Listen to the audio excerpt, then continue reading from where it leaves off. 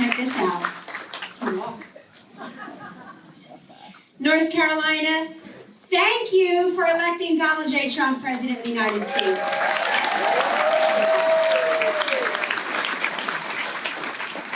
I accept invitations like this to come and say thank you and to share the credit with what was an amazing team.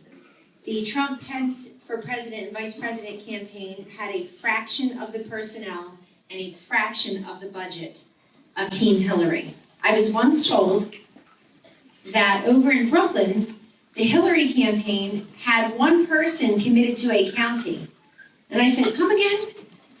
Because we had like one person committed to 4 states. And they would literally have one person in charge of Mecklenburg County, one person in charge of Luzerne. I said, what does that person do all day? I'm just so curious. And it turns out none of that matters, because you can have all the king's horses, all the king's men, all the king's money, but there is no substitute for a candidate that connects with people, that communicates to their hearts and to their minds and to their greater aspirations.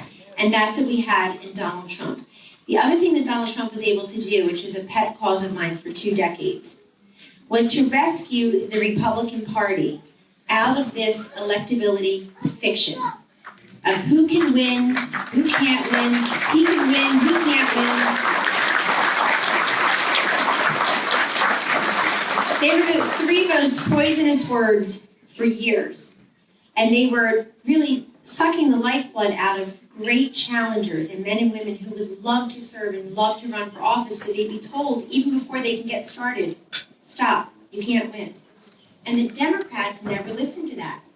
Jimmy Carter was told, what a ridiculous idea this is. You can't win. Thanks for the advice, and he ran and won. Bill Clinton was told, that's not a very smart idea. You have this woman's problem. Arkansas is the 2nd poorest state economy in the country. Thanks for the advice, he ran and was a 2-term president. Barack Obama was told, wait your turn. Hillary has got it wrapped up. Same thing we were supposed to believe 8 years later. He was told, Barack Obama was told, don't run, you can't win. Thanks for the advice, 2-term president. And so the Democrats never listened to that, and the Republicans always said, you're right, I can't win, I'll step aside. So Donald Trump took this fiction of electability and replaced it with electricity. As Laura Trump, my friend and colleague, just said, this was the election cycle where voters decided they would take their country back. And before that, Republicans decided they would take their party back. They said, I've got all these choices and all this time. Why do I have to commit? Why do I have to listen? You know who was usually telling us which Republican can win? The Democrats and the people on TV. Now, when they tell you which Republican can win, run as fast as you can and wait for that person, because they know exactly who can't win. But I say that to you as you look down ballot as well in future elections. Don't reverse this wonderful trend of investing in the people and the electricity rather than giving in and leaning into this fiction of electability. Voters don't ask who can win, they ask who can lead. And their definition of leadership is very different than the definition of who can cross the finish line. They want to know who is going to look out for their pocketbook and personal liberty issues. They do want Obamacare repealed and replaced with something better and more affordable.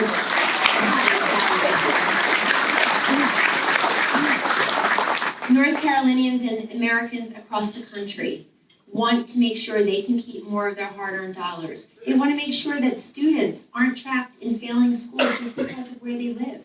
It's not fair. And fairness really is the theme, I believe, that Donald Trump as a candidate and now as president has as the centering force. Many people used to say, what's fair to the illegal immigrant? And Donald Trump brought in the conversation to, well, what's fair to the American worker who's competing with the illegal immigrant for a job?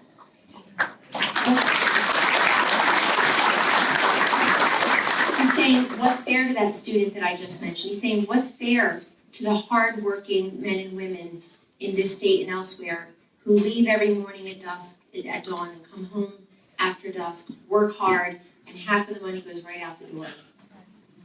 What's fair to the United States taxpayer and the men and women who work in paper and cement and coal and natural gas? Is it fair for them, for us to continue in an agreement called the Paris Accords that has us front-loading the financial burden so that China and India don't even have to conform their conduct? It's all about fairness.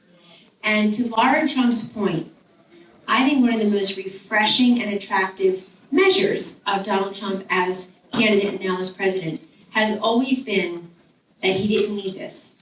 People looked at that and said, he's got somewhere else to be, somewhere else to go, something else to do. And it's been an enormous sacrifice that those of us blessed enough to know the family and to serve in this administration have seen firsthand the enormous sacrifice of President Trump, of our First Lady, of the entire Trump family.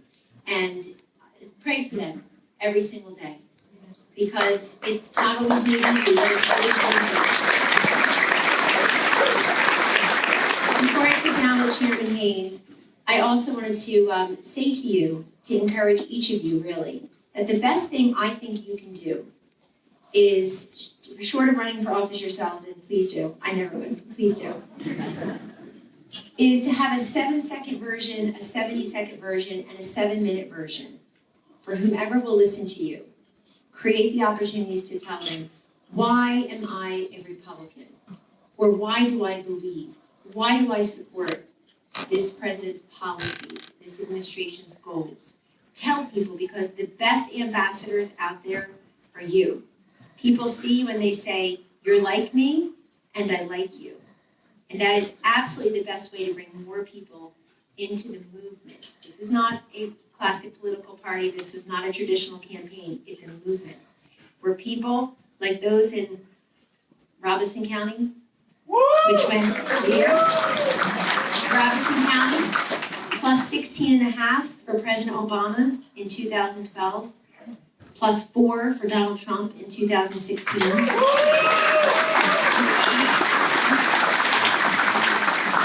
And I was the person obsessed with the counties at the campaign. All 62 of them, not one of them. But in Robeson County, you see a great example right here in North Carolina of the forgotten man and the forgotten woman standing up and saying, you know what? Our jobs, our manufacturing, our textile base have suffered. They have cratered, they have been eroded. Thank you for standing up and speaking on our behalf. Robeson County had not elected a Republican president since 1972. Had not elected, I believe, a Republican state senator representative since Reconstruction or so. So this is transformative. By the way, that's not a squeaker. That's decisive. That's people voting on issues, not individuals.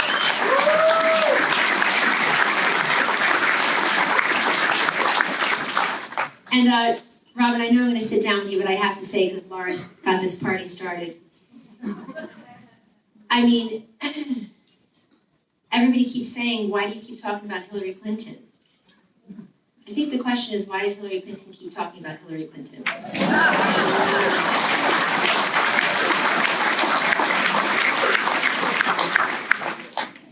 There are many, many, many reasons why Hillary Clinton lost.